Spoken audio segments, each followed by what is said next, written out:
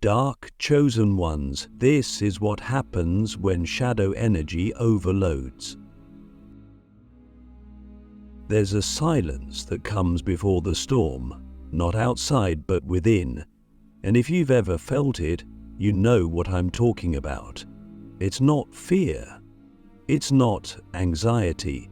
It's something deeper, something ancient. A pressure building behind your eyes, in your chest, in your soul. You feel like something is waking up inside you. Something that doesn't belong to the everyday world. Something that doesn't play by the rules you were taught. But the truth is, it doesn't. It's your shadow energy, untamed, unfiltered, and awakening. But what most people don't realize is this. When it awakens without guidance, without integration, it doesn't just empower you, it overwhelms you. It begins to consume everything. We're told to pursue the light, we're told to meditate, to think positively, to stay high-vibed. But what happens when you've done all that and life still brings you to your knees? What happens when the light feels fake, like a mask you can't wear anymore? That's when the true dark chosen ones awaken, not because they want to, because they have no choice, because the shadow refuses to stay buried any longer. It rises, fast and fierce, and it brings everything you've suppressed with it. The pain, the rage, the grief, the shame, the ancient memories from past lives, the traumas passed down through bloodlines. All of it comes surging up like a wave. And that is the moment of overload. Click subscribe to this channel to get more profound spiritual lesson. But let me be clear, this isn't a curse, it's a calling. The overload doesn't mean you're broken. It means your soul is upgrading too fast for your current identity to handle. It means your old self is dying and the new you hasn't fully formed yet. That gap, that void, is where the chaos lives. And most people, when they hit that void, they panic. They try to run back to the safety of their past selves. But the chosen ones, we don't run. We face it, even when it rips us apart. Shadow energy is not evil, it's not negative, it's unprocessed power, it's creative force that hasn't been directed. It's like holding a lightning bolt in your hands without knowing how to channel it. It'll burn you, it'll fry your nervous system, it'll make your mind feel like it's splitting. You'll feel like you're going crazy, like you're unraveling.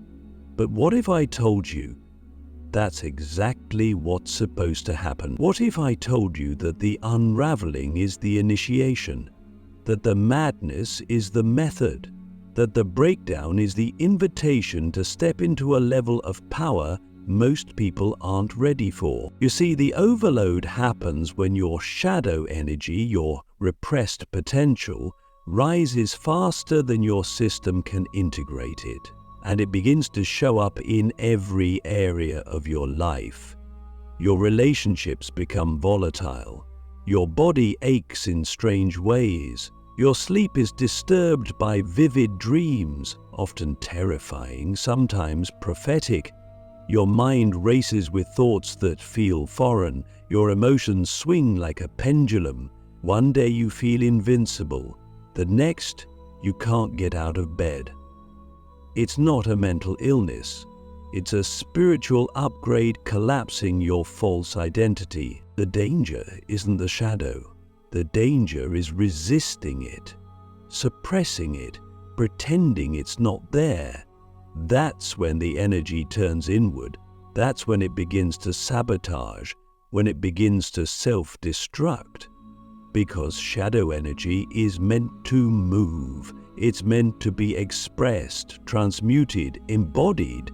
If you don't channel it consciously, it will channel itself unconsciously through addiction, through violence, through depression, through burnout, and that's why so many chosen ones feel like they're drowning, because they were never taught how to swim in the shadows.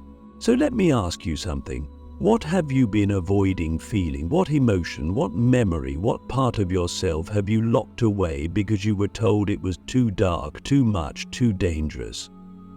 That's where your power is. That's where your purpose is coded.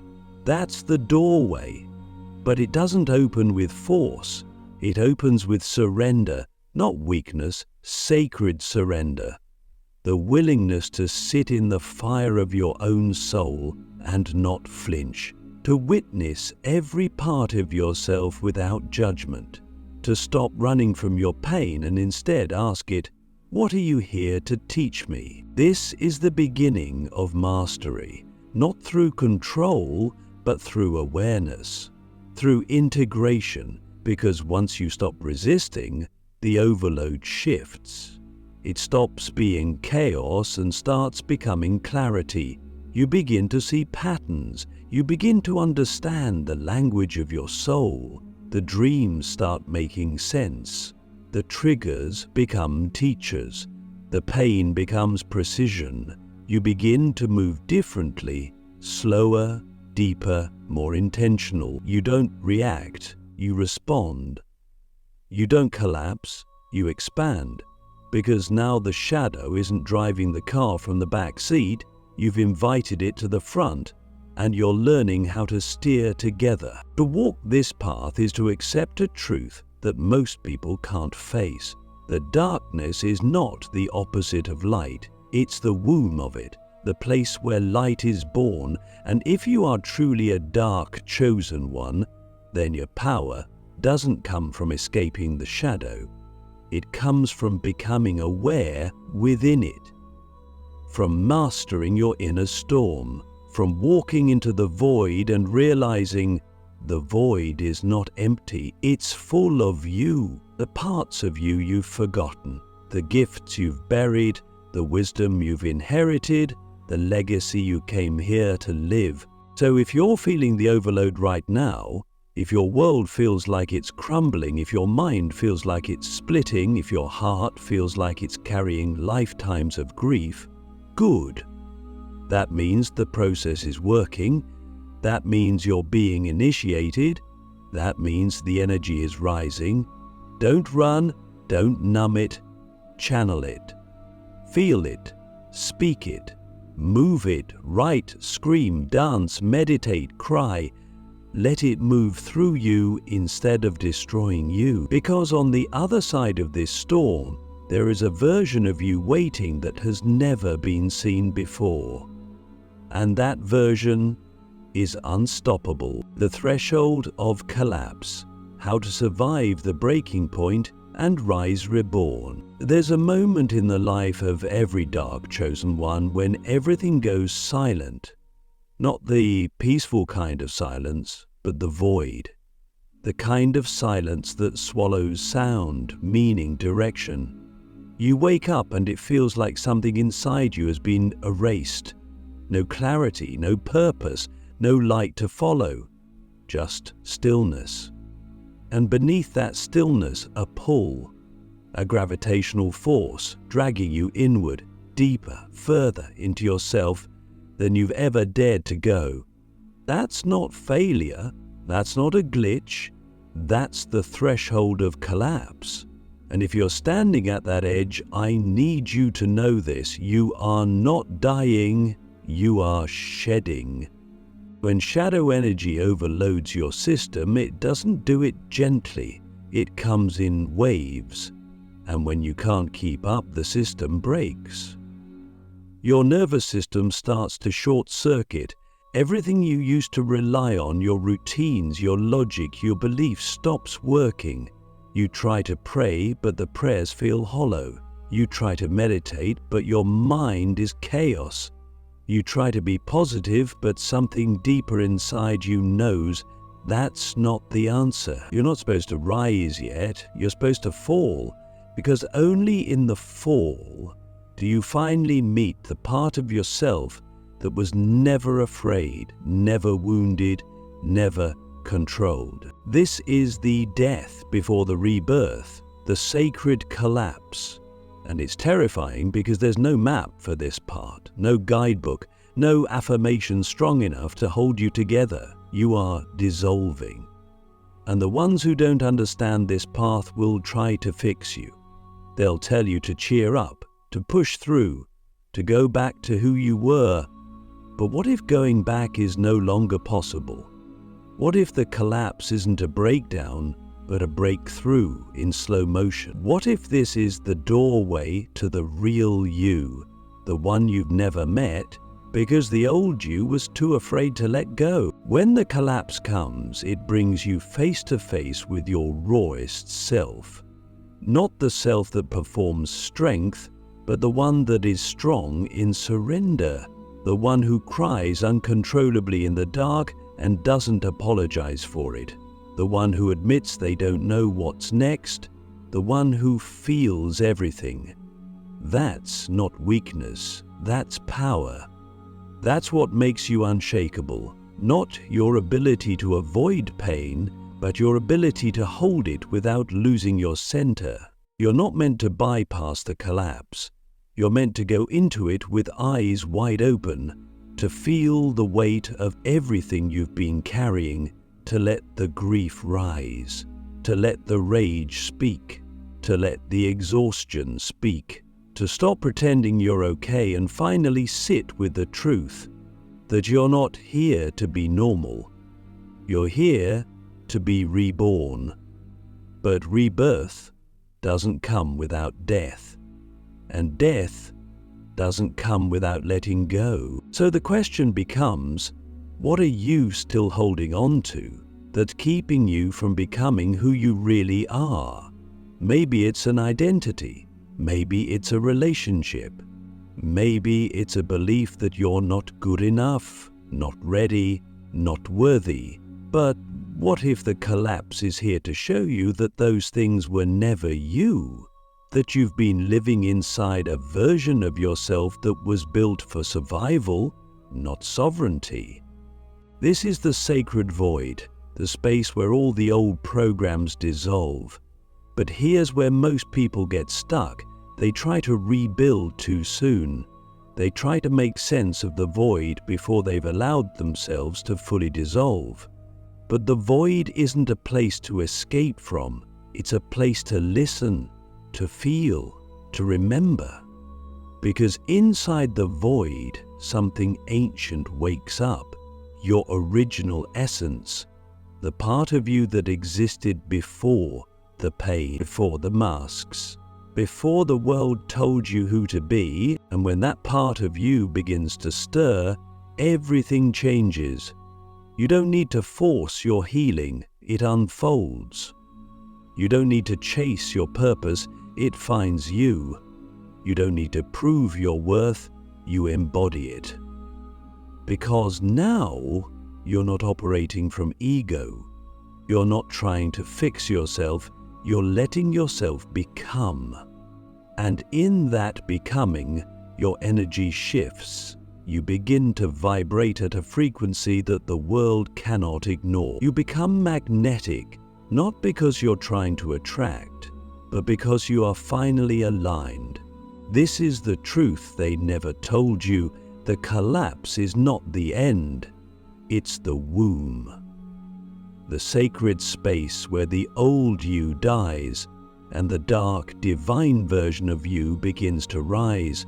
The version of you who doesn't just survive the void, but commands it. Who doesn't just carry shadow energy, but channels it. Who doesn't just awaken, but becomes the awakener. So if you're in the collapse, breathe. You are not lost. You are becoming. And when you rise, you won't be the same. You'll be real. The Shadow Alchemist, How to Transmute Darkness into Divine Power. Phase 7. There's a moment after the collapse where something shifts. You're still standing in the ashes of the person you used to be, but there's no longer fear. There's no longer resistance, just a quiet awareness and knowing. You begin to realize that everything that broke you was actually making space. Space for something ancient, space for something powerful. And that's when the alchemy begins. Not the kind of alchemy that turns lead into gold, but the kind that turns pain into wisdom, shadow into light, and wounds into weapons of divine purpose. This is the path of the shadow alchemist, and if you've made it this far, you're already becoming one. Most people think healing is about getting rid of the darkness. But we, the dark chosen ones, know better. We don't run from the dark, we face it. We don't fear our pain, we honor it.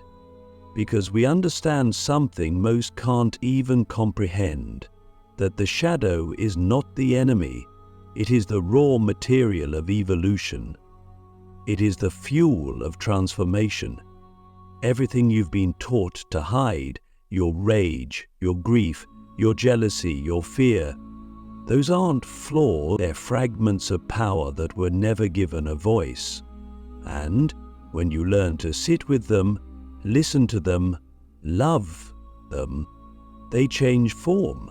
They transmute. Transmutation is not about pretending. It's not about slapping affirmations on top of wounds and calling it enlightenment. It's about facing the ugliest parts of yourself with radical truth.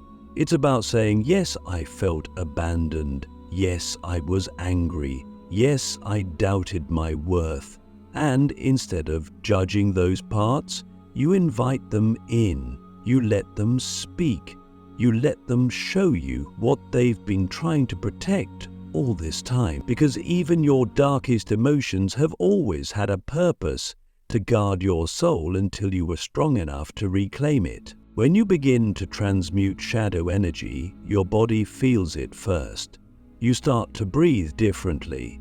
You begin to move with more intention. Your nervous system calms. Your intuition sharpens. You notice the patterns that used to sabotage you. You notice the cycles you used to repeat unconsciously. And now you have the power to choose differently. That's the key. Conscious choice. The shadow alchemist doesn't react. They respond. They don't deny their darkness. They direct it.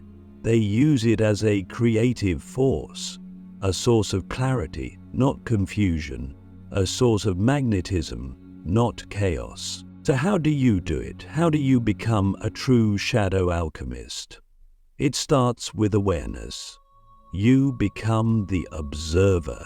You notice when your shadow is trying to take the wheel. You pause, you breathe, you ask, what does this part of me need to say? And then you listen, not with judgment, with curiosity, with compassion, because every shadow holds a story. And when you listen long enough, you'll hear the truth beneath the emotion, the unmet need, the forgotten gift, the silenced voice. And once you hear it, you can reclaim it. Next comes embodiment. You don't just understand your shadow, you integrate it. That means you allow the energy to move through your body. You move, you shake, you scream, you cry, you create. You let the energy express itself in a safe, sacred way. And as it moves, you'll feel something incredible, a surge of power, a rising of something that doesn't feel like pain anymore. It feels like life, like purpose, like clarity. That's your soul coming back online. And finally, you transmute through expression. You speak your truth. You stop hiding. You stop shrinking. You stop apologizing for your depth. The shadow alchemist doesn't wait for permission. They become the permission. They carry their scars like symbols. They speak with the voice of someone who has faced death, spiritual, emotional, even physical, and come back with the codes, the wisdom, the light forged in darkness. So ask yourself now, what part of me have I been trying to get rid of that I actually need to embrace? What if that part holds the exact medicine I've been searching for? What if the shadow I feared is the portal to my purpose? You don't need to be fixed, you need to be remembered. And when you remember fully, when you reclaim every fragment, every emotion, every piece you were told to hide, you don't just heal, you become whole. And from that wholeness, you radiate a frequency no one can fake, a truth no one can deny. That's the power of the shadow alchemist, the divine reversal. When you become the force that reality bows to, there comes a moment after the alchemy, a moment that doesn't announce itself with thunder or visions, but with stillness, a deep, grounded stillness that feels like standing at the center of the universe, yet fully inside your own body. You're no longer chasing something outside yourself. You're no longer trying to be fixed, healed, or even understood. You've returned to yourself. And in that return, something sacred happens. Reality begins to shift, not because you're forcing it, not because you're manifesting from your mind, but because your being now carries the vibration of truth.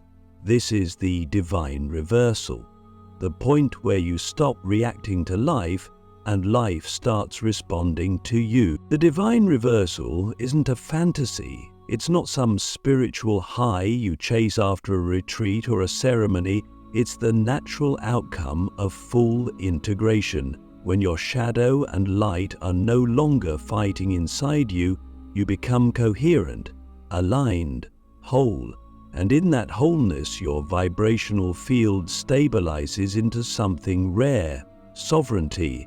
You are no longer fragmented, no longer leaking energy into the past or projecting into the future. You are simply here. And that presence is magnetic. It bends timelines. It dissolves resistance. It commands without needing to control.